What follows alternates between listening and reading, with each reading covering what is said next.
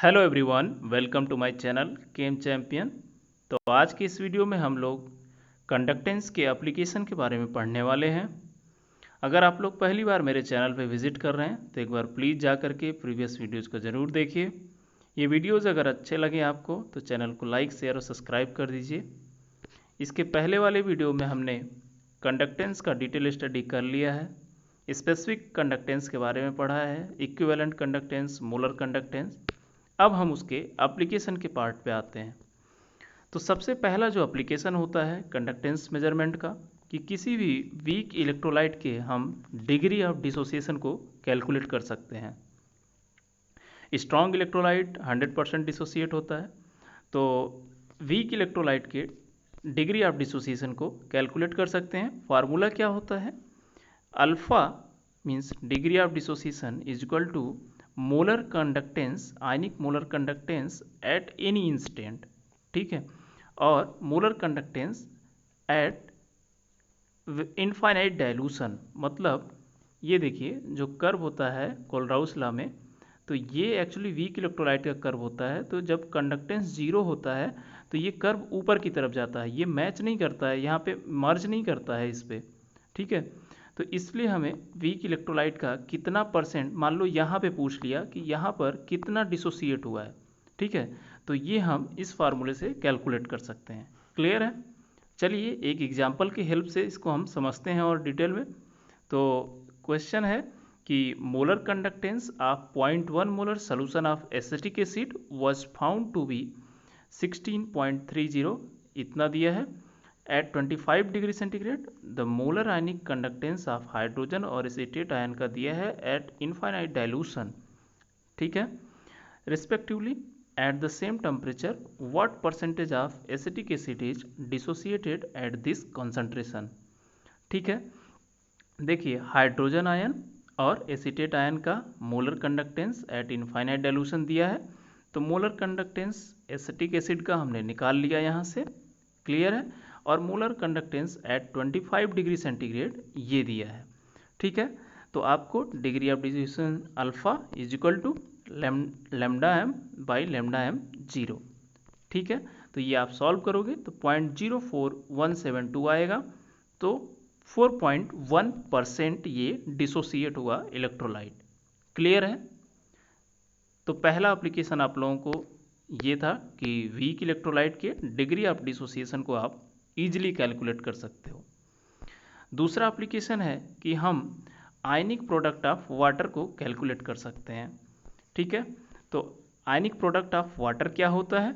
जैसे वाटर है तो ये आपका डिसोसिएट होगा H+ में और OH- में, तो इसका जो आयनिक प्रोडक्ट होगा वो KW होगा और H+ का कंसंट्रेशन इंटू OH- का कंसंट्रेशन, ठीक है। अब चलिए इसको एग्जाम्पल की हेल्प से और थोड़ा हम डिटेल में स्टडी करते हैं। तो at 25 degree centigrade the specific conductance of carefully distilled water is इतना and the lambda m0 value for H+ and OH are इतना, ठीक है।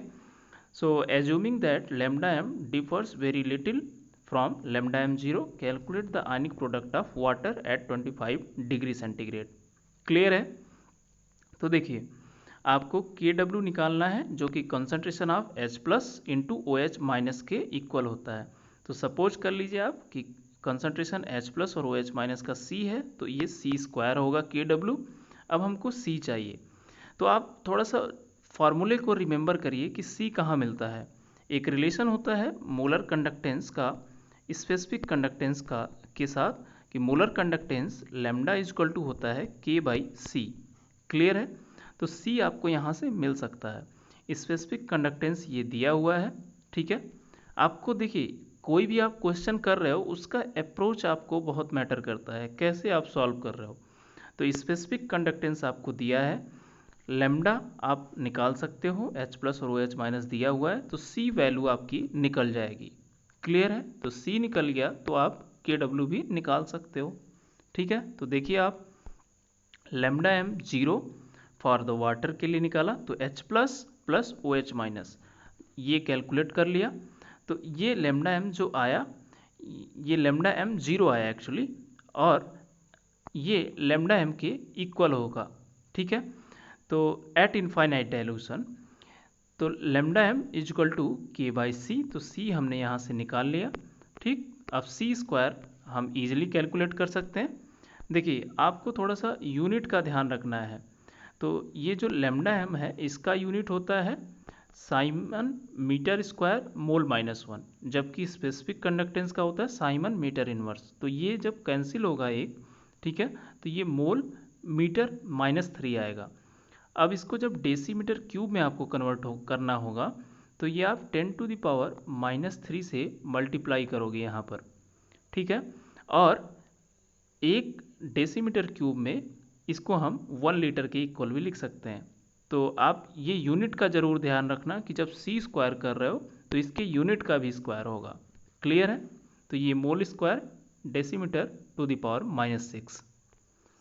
इसके बाद अगला एप्लीकेशन जो है determination of solubilities and solubility product of sparingly soluble salt. अब ये क्या होता है? स्प्रिंगली मतलब ऐसे साल्ट जो वाटर में बहुत कम सॉलेबल होते हैं, ठीक है, बहुत ही कम सॉलेबल होगा, जैसे AgCl, BaSO4।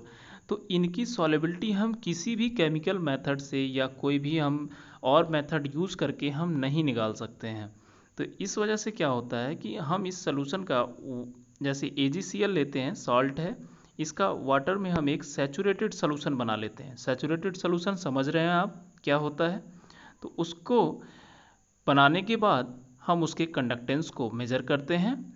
उसके बाद हम वहाँ से उसकी सॉल्युबिलिटी और सॉल्युबिलिटी प्रोडक्ट को कैलकुलेट कर सकते हैं। मैथमेटिकली कैसे होगा ये देखते हैं आगे। तो एक एग्जांपल लेते हैं, उसके हेल्प से समझते हैं। Specific conductance of a saturated solution of silver chloride at 25 degree centigrade after subtracting the specific conductance of water is इतना। क्लियर है? Calculate the solubility of silver chloride in gram per decimetre cube. तो आपको एक चीज़ पहले मैं बताता हूँ। देखिए जब भी कोई सॉल्ट लेगा, ठीक है, तो ये सॉल्ट इसमें ऐड करेंगे तो इसमें वाटर भी होगा, उसके बाद ये सैचुरेटेड सोल्यूशन बनेगा। तो आपको स्पेसिफिक कंडक्टेंस ऑफ सोल्यूशन निकालना है, ठीक है। तो पहले सोल्यूशन का पता होना चाहिए, तभी आप वहाँ से उसके कंसंट्रेशन को निकाल करके मोलर कंडक्टेंस को निकाल सकते हो, ठीक है। तो आप वाटर का स्पेसिफिक कंडक्टेंस जानते हो, ठीक है। सोल्यूशन का आपको अगर नहीं दिया है, ठीक, तो आप निकाल सकते हो कि specific conductance of water plus specific conductance of AgCl solution का दिया है, तो आप ओनली AgCl का कितना होगा स्पेसिफिक कंडक्टेंस ये निकाल सकते हो। इसीलिए यहाँ पर ये टर्म यूज़ किया इसने, subtracting the specific conductance of water. तो ये ऑलरेडी सब्ट्रैक्ट करके निकाला है। क्लियर है? तो ये आपका जो आया ये 2.28 10⁻⁻⁴ है, ठीक। तो अब आपको समझ में आ गया होगा कि इस टाइप के क्वेश्चन को कैसे अप्रोच करके सॉल्व करना है। क्लियर है? देखिए फिर से स्पेसिफिक कंडक्टेंस आपको दे दिया गया सॉल्यूशन का, ठीक। और यहाँ सॉल्यूशन इक्वेशन में आपको λ0m molar ionic conductance of silver chloride eight infinite dilution इतना दिया हुआ है, ये आपको दिया है। अब हम जानते हैं कि λm इक्वल टू होता है k/c। क्लियर है? एट इनफाइनाइट डाइल्यूशन λm और λm0 दोनों इक्वल होंगे, या इस तरह से आप समझ सकते हो कि ये जो सॉल्यूशन है ये बहुत ही कम सॉलेबल है, तो एट इनफाइनाइट डाइल्यूशन जो उसका मोलर आयनिक कंडक्टेंस है वो उसके नॉर्मल कंडक्टेंस के इक्वल होगा, मतलब एट ए टाइम t पर। क्लियर है? तो यहाँ से आप c की वैल्यू निकाल सकते हैं। तो c आप यहाँ से निकालेंगे k/λm0। तो ये आप सॉल्व करेंगे। अगेन आपको यूनिट का प्रॉब्लम हो सकता है, तो यूनिट आप बहुत ध्यान से रखना, ठीक है। तो ये मोल मीटर -3 आएगा और इसको आपको डेसीमीटर 3 में कन्वर्ट करना है, तो आप 10⁻³ से मल्टीप्लाई कर दो, डायरेक्ट ये कन्वर्ट हो जाएगा। उसके बाद आपको जब आंसर मिलेगा वो ग्राम पर डेसीमीटर क्यूब में चाहिए, लेकिन यहाँ मोल पर डेसीमीटर क्यूब में है, तो आपको मॉलिक्यूलर वेट से उसके मल्टीप्लाई करना होगा, क्योंकि मॉलिक्यूलर वेट किस में होगा?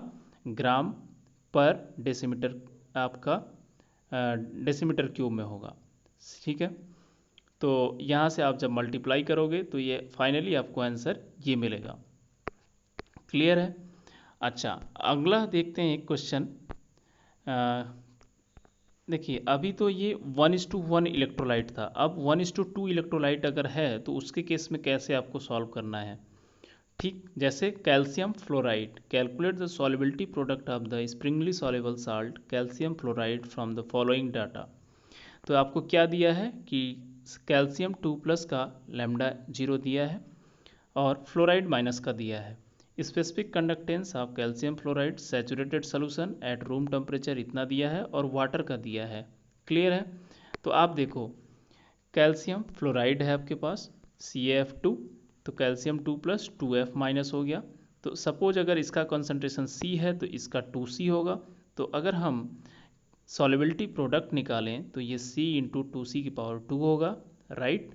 तो ये 4C³ आएगा। तो हमको यही चाहिए। क्लियर है?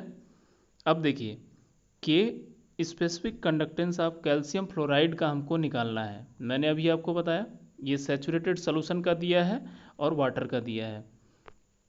ठीक है, तो आप देखो कैल्शियम फ्लोराइड का चाहिए मुझे, तो सॉल्यूशन माइनस वाटर। ठीक है, ये क्वेश्चन एक बार गेट में आ चुका है और 2-3 बार से ये नेट में भी पूछा गया है क्वेश्चन। तो ये बहुत ही इंपॉर्टेंट क्वेश्चन है, इसलिए मैंने इसको प्रीवियस वीडियो में भी बताया था और यहाँ पे भी बता रहा हूँ। आप इसको बहुत अच्छे से समझ लीजिए कि सॉल्यूशन में से जब हम वाटर को घटा देंगे तो ये ओनली कैल्शियम फ्लोराइड के स्पेसिफिक कंडक्टेंस को देगा। तो यहाँ से आप निकाल लीजिए। इसके बाद लैम्डा 0 कैल्शियम फ्लोराइड के लिए जब निकालेंगे आप तो lambda 0 for calcium 2+ plus 2 lambda 0 for fluoride minus. Clear है? तो इसको आपने सॉल्व कर लिया। उसके बाद at infinite dilution lambda m is equal to lambda m0, फिर then formula C is equal to k by lambda m0। तो यहाँ से आपको C की वैल्यू मिल गई।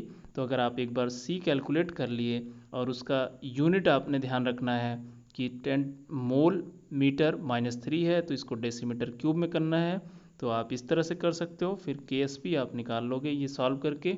ठीक है, तो आपको यूनिट का ध्यान रखना है। चलिए इसके बाद हम कंडक्टोमेट्रिक टाइट्रेशन के बारे में पढ़ेंगे। ठीक है, आप जानते हो कि हम कैसे कंडक्टेंस को मेजर करके भी हम टाइट्रेशन कर सकते हैं। तो हम जानते हैं कि टाइट्रेशन हम कैसे करते हैं कि कोई भी हम जैसे हम एसिड और बेस का अगर टाइट्रेशन करते हैं तो उसमें क्या करते हैं कि हम पहले एक फिक्स अमाउंट एसिड का ले लेते हैं। सपोज 0.1 मोलर सोल्यूशन का हमने 5 ml जो है कॉनिकल फ्लास्क में ये ले लिया। उसके बाद हम ब्यूरेट से जो है बेस को ऐड करते हैं और देखते हैं कि एसिड में जो है कलर चेंज हो रहा है। नॉर्मल वॉल्यूमेट्रिक टाइट्रेशन की बात अगर मैं करूँ तो। और यहाँ पर हमको क्या करना है, कंडक्टेंस मेजर करना है। सपोज हम 0.1 मोलर सोल्यूशन ले रहे हैं, उसका 5 ml लिया हमने, तो हम उसके पहले कंडक्टेंस को मेजर कर लेंगे। ठीक है, at a time t is equal to 0 पे। उसके बाद हम टाइम इंक्रीज कर वॉल्यूम हम यहाँ पर इंक्रीज करते जाएंगे जो बेस ऐड कर रहे हैं। ठीक है, तो बेस का जैसे जैसे वॉल्यूम ऐड करेंगे देखेंगे कंडक्टेंस में क्या चेंजेज हो रहे हैं। ठीक है, तो हमको एक एंड पॉइंट मिलेगा जहाँ पे कंडक्टेंस या तो घटेगा या मतलब ऐसा होगा कि वहाँ पर अपोजिट चेंजेस दिखेंगे आपको। क्लियर है? तो चलिए हम यहाँ पर 1 बाई 1 सबको समझते हैं।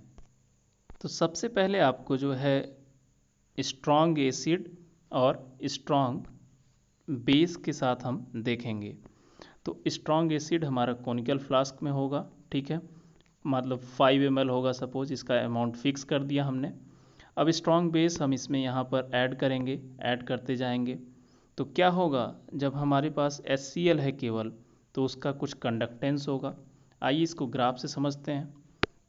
देखिए यहाँ पर दो चीज़ें, वॉल्यूम ऑफ द एल्कली या बेस जो हम ऐड कर रहे हैं, दूसरा हम इधर वाई एक्सिस पे कंडक्टेंस को मेजर करेंगे। तो जब हम HCl को केवल ले रहे हैं तो उसका कंडक्टेंस कुछ होगा। ठीक है, सपोज ये है।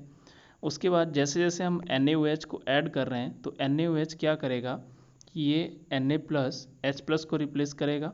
ठीक है, और OH- आपका वाटर के साथ कंबाइंड करेगा। ठीक है, तो देखिए क्या होगा कि H+ का मोबिलिटी ज़्यादा होगा, जानते हैं हम। क्योंकि स्मॉलर आयन है तो उसका आयनिक मोबिलिटी ज़्यादा होगा, तो उसका कंडक्टेंस भी ज़्यादा होगा। जब वो Na+ से रिप्लेस होगा तो उसका कंडक्टेंस धीरे धीरे डिक्रीज करता जाएगा। एक पॉइंट ऐसा आएगा कि सारे H+ जो है अब Na+ के द्वारा रिप्लेस कर दिए जाएंगे, मतलब वहाँ पर सिर्फ NaCl सॉल्ट बचेगा, तो वो पॉइंट होगा हमारा इंड पॉइंट। इसके बाद अगर हम फर्दर अगर हम बेस को ऐड कर रहे हैं तो अब क्या होगा कि OH- आयन का कंसंट्रेशन बढ़ेगा, तो उसकी वजह से एक बार फिर से कंडक्टेंस बढ़ना स्टार्ट होगा, तो फिर से ये कंडक्टेंस इंक्रीज करेगा। अब इसी चीज़ को जो है गेट या फिर CSIR में क्वेश्चन दूसरे तरीके से इसको ग्राफ को पलट के भी पूछा जा सकता है।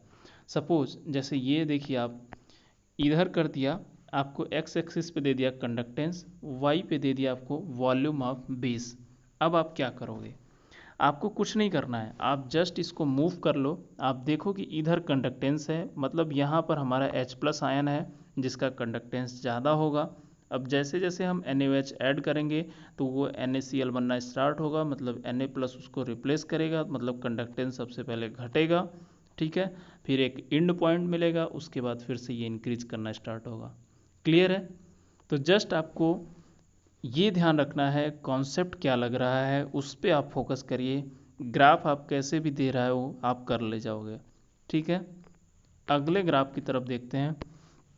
अब हमारे पास है वीक एसिड और स्ट्रॉन्ग बेस का टाइट्रेशन। तो वीक एसिड में हमने एसिटिक एसिड लिया और स्ट्रॉन्ग बेस में हमने NaOH लिया। तो देखिए वीक एसिड जो है CH3COH है, जबकि स्ट्रॉन्ग एसिड NaOH है। तो ये यहाँ से क्या होगा कि H+ देगा और CH3CO- में कन्वर्ट होगा और ये Na+ में, मतलब ये सोडियम एसीटेट बनेगा, ठीक है, जो कि एक स्ट्रॉन्ग इलेक्ट्रोलाइट है, मतलब ईजिली डिसोसिएट होगा। तो आइए इसके बारे में देखते हैं हम। तो पहले क्या होगा, स्टार्टिंग में देखिए कंडक्टेंस ये पॉइंट पर है, ठीक है। इसके बाद जैसे जैसे हम NaOH डालेंगे तो शुरू में H+ को Na+ रिप्लेस करेगा, तो उसका कंडक्टेंस थोड़ा सा डिक्रीज होगा, हल्का सा डिक्रीज होगा। उसके बाद क्या होगा कि ये CH3COO- और Na+ मतलब सोडियम एसीटेट में कन्वर्ट होगा, और ये जो है एक स्ट्रॉन्ग इलेक्ट्रोलाइट है, ठीक है। तो ये ईजिली डिसोसिएट होगा, तो इसकी वजह से क्या होगा कि इसका कंडक्टेंस जो है इंक्रीज करने लगेगा। जितना ज़्यादा सोडियम आयन और एसीटेट आयन टूटते जाएंगे NaOH ऐड करने से, उतना ज़्यादा इसका कंडक्टेंस बढ़ता जाएगा। एक पॉइंट C आएगा कि जब और ज़्यादा सोडियम एसीटेट नहीं प्रोड्यूस होगा, ठीक है, वो फिक्स हो जाएगा। तो ये जो है इसका इंड पॉइंट होगा। इसके बाद क्या होगा कि जब हम और फर्दर NaOH ऐड करेंगे तो OH- आयन का कंसंट्रेशन बढ़ेगा और ये इंक्रीज करना स्टार्ट हो जाएगा। क्लियर है? ठीक है। अगला देखते हैं हम, mixture of strong acid and weak base. ये अच्छा है। देखिए अब हम मिक्सचर ले रहे हैं स्ट्रॉन्ग एंड वीक एसिड का, ठीक। तो हमने स्ट्रॉन्ग एसिड उसमें लिया HCl और वीक एसिड लिया हमने एसिटिक एसिड, और इसका टाइट्रेशन हम कर रहे हैं, ठीक है, स्ट्रॉन्ग बेस के साथ। सपोज हमने 2 ml HCl का लिया, 2 ml एसिटिक एसिड का लिया, 0.1 मोलर दोनों का है, ठीक है। तो ये टोटल 4 ml। अब इसमें हम बेस ऐड कर रहे हैं, तो बेस ऐड करेंगे तो सबसे पहले देखिए कौन किसके साथ इसका टाइट्रेशन होगा। ऑब्वियसली है कि HCl जो है सबसे पहले H+ देगा, तो उसका जो कंडक्टेंस है, तो पहला जो टाइट्रेशन होगा HCl वर्सेस NaOH होगा, ठीक है। तो देखिए स्टार्टिंग में H+ का कंसंट्रेशन ज़्यादा होगा, डिसोसिएशन ज़्यादा होगा, तो वो कंडक्टेंस ज़्यादा प्रोड्यूस करेगा। उसके बाद एसिटिक ये धीरे धीरे कंडक्टेंस डिक्रीज करता जाएगा, जबकि सारे H+ को वो रिप्लेस कर देगा Na+। उसके बाद क्या होगा कि अब और फर्दर जैसे ऐड करेंगे NaOH, तो अब वो एसिटिक एसिड के H+ को रिमूव करेगा, ठीक। तो उसकी वजह से फिर उसका कंडक्टेंस थोड़ा इंक्रीज करेगा, क्योंकि वहाँ पर सोडियम एसीटेट प्रोड्यूस होगा जो कि स्ट्रॉन्ग इलेक्ट्रोलाइट है, ईजिली डिसोसिएट करेगा, ठीक है। देन फिर एक टाइम आएगा कि वो भी प्रोड्यूस होना बंद होगा, मतलब उसका भी इंड पॉइंट मिलेगा। देन आपको OH- की वजह से ये इंक्रीमेंट देखने को मिलेगा। क्लियर है? तो इसमें सबसे पहले यही समझना है आपको कि किसका टाइट्रेशन पहले होगा, HCl का या एसिटिक एसिड का। तो ये स्ट्रॉन्ग एसिड है, तो इसलिए ये पहले H+ देगा, तो इसलिए इसका टाइट्रेशन पहले होगा। ठीक है, तो ये जो वॉल्यूम ऐड हुआ ये इसके लिए एंड पॉइंट हुआ, और जो ये यहाँ से यहाँ तक वॉल्यूम ऐड हुआ ये आपका एसिटिक एसिड के लिए हुआ। क्लियर है। इसके बाद strong acid versus weak base. तो देखिए हम स्ट्रॉन्ग एसिड यहाँ पर HCl ले रहे हैं और वीक बेस हम NH4OH ले रहे हैं। तो होगा क्या कि NH4 प्लस आयन होगा, पॉजिटिव आयन, और यहाँ पर H प्लस है, तो यहाँ पर OH माइनस, यहाँ पर Cl माइनस है। तो यहाँ पर जो है H प्लस आयन स्टार्टिंग में कंडक्टेंस ज़्यादा होगा। ठीक है, HCl जो है स्ट्रॉन्ग एसिड है तो सारे H प्लस डिसोसिएटेड होंगे, तो जितना ज़्यादा होगा उतना ज़्यादा कंडक्टेंस प्रोड्यूस करेंगे। उसके बाद जैसे जैसे NH4 प्लस आयन मतलब NH4OH ऐड करेंगे तो NH4 plus ion H plus को रिप्लेस करेगा, तो उसका कंडक्टेंस डिक्रीज करता जाएगा, और एक पॉइंट ऐसा आएगा कि जब सारे H प्लस जो है NH4 प्लस के द्वारा रिप्लेस हो जाएंगे तो वो उसका एंड पॉइंट होगा। उसके बाद फर्दर अगर हम NH4OH को ऐड करेंगे तो उसका कोई डिसोसिएशन नहीं होगा क्योंकि वो वीक बेस है, तो उसमें कोई भी कंडक्टेंस में इंक्रीमेंट नहीं आएगा, वो ऑलमोस्ट कांस्टेंट होगा। क्लियर है बात। ठीक है, अगला जो है हमारे पास प्रेसिपिटेशन टाइट्रेशन है। देखिए इसमें क्या होता है कि जैसे हम सिल्वर नाइट्रेट का टाइट्रेशन करते हैं KCl के साथ, तो हम जो है नोन सोल्यूशन लेते हैं इसमें सिल्वर नाइट्रेट का 0.1 मोलर या फिर जो भी है, ठीक है, 10 ml या 5 ml उसको फिक्स करते हैं, उसमें हम KCl सोल्यूशन को ऐड करते जाते हैं। ठीक है, देन हम देखते हैं कि क्या चेंजेज हमको मिल रहा है। तो यहाँ पर NO3 माइनस आयन और जो Cl माइनस आयन है इन दोनों का आयनिक मोबिलिटी ऑलमोस्ट सेम होता है। ऐसे ही Ag प्लस और K प्लस का मोबिलिटी ऑलमोस्ट सेम होता है। तो इसलिए देखते हैं ग्राफ कैसा दिखता है। देखिए स्टार्टिंग में क्या होगा कि जब आप AgNO3 में आप ऐड करोगे K प्लस और Cl माइनस को, तो K प्लस मैंने बोला कि इसका आयनिक मोबिलिटी ऑलमोस्ट सेम होता है Ag प्लस का द्वारा, तो जितना ये K प्लस इसको रिप्लेस कर रहा है उतना ज़्यादा इसका कंडक्टेंस ऑलमोस्ट कांस्टेंट है। देखिए कोई चेंजेस नहीं हुआ। जब ये पूरा K प्लस Ag प्लस को रिप्लेस कर देगा, ठीक है, तो उसके बाद NO3 माइनस आयन एक्सेस में ऐड होगा। ठीक है, तो ये जो कंडक्टेंस प्रोड्यूस होगा ये NO3 माइनस आयन के द्वारा प्रोड्यूस होगा। क्लियर है। ठीक है, चलिए उसके बाद हम देखते हैं ओस्टवाल्ड डाइल्यूशन लॉ को। ओस्टवाल्ड डाइल्यूशन लॉ से हम किसी भी इलेक्ट्रोलाइट के डिग्री ऑफ डिसोसिएशन को हम निकाल सकते हैं, चाहे वो स्ट्रांग हो या वीक हो। तो देखिए अगर हम 1:1 इलेक्ट्रोलाइट है मेरे पास, तो उसका A प्लस B माइनस लिया हमने, वो डिसोसिएट होकर दे रहा है। तो इनिशियली जब AB का कॉन्सेंट्रेशन C है तो A प्लस और B माइनस में वो डिसोसिएट नहीं हुआ है, तो उनका 0 हो गया डिसोसिएशन। ठीक है, अब जब इक्विलिब्रियम में ये आएगा तो सपोज उस टाइम इसका जो है अल्फ़ा मोल डिसोसिएट हुआ, तो ये इसका कॉन्सेंट्रेशन होगा C अल्फ़ा, इसका भी होगा C अल्फ़ा, जबकि AB का होगा C माइनस C अल्फ़ा। तो अगर वहाँ पर डिसोसिएशन कांस्टेंट K की वैल्यू निकालें तो C अल्फ़ा अपॉन में C इंटू 1 माइनस अल्फ़ा होगा। तो इसको फर्दर अगर हम सॉल्व करें तो C alpha square by 1 minus alpha होगा। क्लियर है। अब अल्फ़ा की वैल्यू हमको पता है कि lambda m by lambda m 0 होता है। ठीक, तो हम इसको वैसे भी सॉल्व कर सकते हैं कि अगर अल्फ़ा की वैल्यू यहाँ पर बहुत कम है, ठीक है, देखिए इसके दो तरीके से क्वेश्चन यहाँ पे पूछा जा सकता है कि अगर अल्फ़ा की वैल्यू बहुत कम है तो K is equal to C alpha square होगा। अब अल्फ़ा की वैल्यू आप lambda m by lambda m 0 कर दीजिए, तो ये C into lambda m square अपन में लेमडा m 0 स्क्वायर कर सकते हैं, राइट। ये कुछ इक्वेशन बन सकता है। दूसरा इक्वेशन क्या बन सकता है आपका, देखिए यहाँ पर दूसरे तरीके से भी आप कर सकते हैं। 1 माइनस अल्फ़ा को इधर ले लीजिए, यहाँ पे मिलेगा आपको C alpha square divided by K। अब पूरे इक्वेशन को अल्फ़ा से डिवाइड कर दीजिए आप, तो ये 1 बाई अल्फ़ा यहाँ पर हो जाएगा -1। ठीक है, ये आप -1 हो जाएगा यहाँ पर। ठीक, तो आप यहाँ पर भी आपको C अल्फ़ा बाई K मिल जाएगा। उसके बाद आप अल्फ़ा की वैल्यू पुट कर दीजिए, lambda by lambda m zero, तो ये ऊपर आ जाएगा lambda m zero divided by lambda m, ठीक है, minus 1 is equal to C, अब लेमडा एम अपॉन में lambda m zero into K, ठीक है। अब लेमडा एम ज़ीरो को इधर भेज दीजिए और +1 को उधर भेज दीजिए, तो ये आपको फाइनली क्या मिल जाएगा, 1 by lambda m is equal to 1 by lambda m zero, ठीक है, plus C lambda m divided by lambda m zero. Clear है? तो ये y is equal to m x plus C type का ग्राफ मिलेगा, मतलब आपको straight line 1 by lambda m is equal to 1 by lambda m, ठीक है, versus आप सी लेमडा एम के बीच में अगर ग्राफ प्लॉट करोगे तो। क्लियर है? तो एक बार आप इसको देख लेना। डिफ्यूज़न एंड आयनिक मोबिलिटी के बारे में पढ़ते हैं अब। देखिए, कोई भी हमारे पास अगर इलेक्ट्रोलाइट का आयन है, अगर वहाँ पर कोई इलेक्ट्रिक फील्ड हमने नहीं लगाया या इलेक्ट्रिक पोटेंशियल नहीं लगाया, तो वो रैंडम मोशन करेंगे, ठीक है।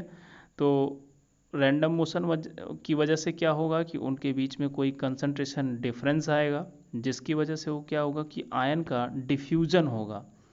तो जो डिफ्यूज़न होगा उसका एक कोफिशिएंट होता है, डिफ्यूज़न कोफिशिएंट, ठीक है। तो ये जो डिफ्यूज़न है ये किसके प्रोपोर्शनल होगा, जो थर्मल एनर्जी हम दे रहे हैं इस सिस्टम में आयन को रैंडम मोशन के लिए, उसके प्रोपोर्शनल होगा, ठीक है। तो यहाँ से हम डिफ्यूज़न कोफिशिएंट डी का जो फार्मूला मिलता है वो मिलता है मोबिलिटी कि आयन कितना मूव कर रहे हैं, ठीक है, इनटू के T thermal energy divided by e Z. तो ये आपको फार्मूला याद रखना है कि D इज इक्वल टू होता है यू के टी बाई ई जेड, ठीक है, जहाँ पर U जो है ये आयनिक मोबिलिटी है आयन का, जबकि के टी थर्मल एनर्जी है और ई जेड चार्ज है आयन पर, ठीक है। उसके बाद मोलर आयनिक कंडक्टेंस और विस्कोसिटी का क्या रिलेशन होता है, इसको देखते हैं हम।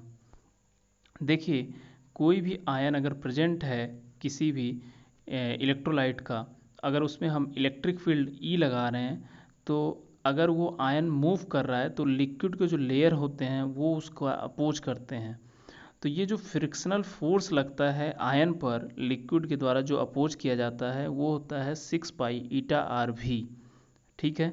तो यहाँ पर ईटा क्या है, ये विस्कोसिटी कोफिशिएंट है, आर जो है उस आयन का रेडियस है और वी उसका वेलोसिटी है, ठीक है।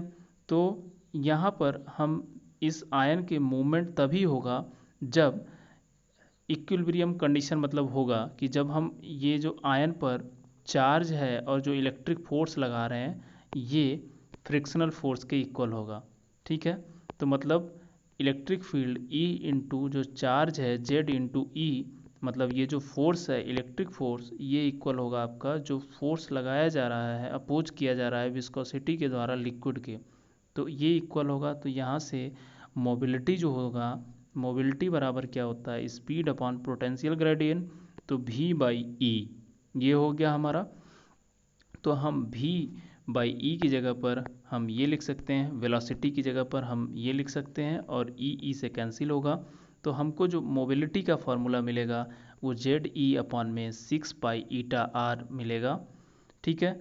उसके बाद हम जानते हैं कि जो रिलेशन होता है आयनिक मोबिलिटी, ठीक है, और कंडक्टेंस के बीच में, वो ये होता है कि जो मोलर आयनिक कंडक्टेंस होगा lambda m zero at infinite dilution, ये इक्वल होता है Z into ionic mobility, limiting ionic mobility into F, मतलब Z u zero into F के इक्वल होता है, मतलब ये यू ज़ीरो के प्रोपोर्शनल होता है, ठीक है।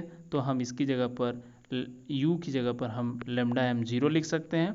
तो जो आयनिक मोबिल आपका कंडक्टेंस हो गया वो विस्कोसिटी के इन्वर्सली प्रोपोर्शनल होता है, ठीक है। ये रिलेशन हमको निकालना था, ठीक। तो आप ये देखो कि lambda m zero plus minus into eta zero is equal to होता है कांस्टेंट, तो ये होता है वाल्डेज रूल, ठीक है। तो यहाँ पर आप इसको इससे इसकी मदद से आप किसी भी आयन के लिए प्रिडिक्ट कर सकते हो कि उसका मोलर आयनिक कंडक्टेंस घटेगा या बढ़ेगा विस्कोसिटी के साथ। ठीक है, अगर आयन छोटा होगा, जैसे अगर हम पहले रो की कॉलम की बात करें, जैसे लिथियम हो गया, सोडियम हो गया, पोटेशियम हो गया, रूबिडियम और सीजियम, तो इसमें सबसे जो लंबा साइज है, अगर हम गैसियस स्टेट की बात कर रहे हैं तो सीजियम सबसे बड़ा साइज में है। ठीक है, तो उसका अगर साइज सबसे बड़ा है तो आप देखो यहाँ पर ये जो कंडक्टेंस है ये आर के इन्वर्सली प्रोपोर्शनल है। ठीक है, तो अगर उसका साइज सबसे बड़ा है तो इसका मतलब उसका कंडक्टेंस सबसे कम होगा। लेकिन अगर वही जब एक्वस सोल्यूशन में होगा तो लिथियम का उस समय जो है हाइड्रेटेड रेडियस सबसे ज़्यादा होगा, तो उसका जो है आयनिक मोबिलिटी सबसे कम होगा। ठीक है, तो आप ये दो चीज़ ध्यान में रखना, क्लियर है। और ये वॉल्डे रूल आप ध्यान में रखना कि मोलर आयनिक कंडक्टेंस और विस्कोसिटी कोफिशिएंट का मल्टीप्लिकेशन जो है वो कांस्टेंट मिलता है। अब टेम्परेचर का कैसे डिपेंडेंस होता है ऑन द आयनिक कंडक्टेंस, तो आप देखो कि जब आप किसी भी लिक्विड का टेम्परेचर आप इंक्रीज करोगे तो उसका विस्कोसिटी जो है डिक्रीज करेगा, और अगर विस्कोसिटी डिक्रीज किया तो आपका मोलर कंडक्टेंस इंक्रीज करेगा। क्लियर है। उसके बाद चलिए हम एक देखते हैं कि गेट 2017 का एक सिंपल क्वेश्चन है कि mobility of a univalent ion in an aqueous solution is इतना at 300 Kelvin, its diffusion coefficient at 300 Kelvin is x into 10 to the power minus 9 meter square Simon inverse, then the value of x will be। तो हम जानते हैं कि diffusion coefficient D equal to u k b t by e z. ठीक है, तो यूनिवैलेंट ion है तो यहाँ पर Z क्या होगा, 1 हो जाएगा, और E जो है इलेक्ट्रॉनिक चार्ज है और आयनिक मोबिलिटी आपको दिया हुआ है, तो आप सिंपल वैल्यू रखना है x into 10 to the power minus 9, और u आपको दिया है 6 into 10 to the power minus 8, then मैंने k रखा, देन t रख दिया, और नीचे इलेक्ट्रॉनिक चार्ज रख दिया, और इसको सॉल्व करके x की वैल्यू 1.55 मिला। क्लियर है। तो ये बहुत ही अच्छा क्वेश्चन था। इस टाइप के क्वेश्चन और भी पूछे जा सकते हैं। ठीक है, तो आप लोग ज़्यादा से ज़्यादा क्वेश्चन प्रैक्टिस करिए। ठीक है, तो मिलते हैं अगले वीडियो में एक नए टॉपिक के साथ। Thank you so much for watching the video and hope कि आप लोग इंजॉय कर रहे होंगे।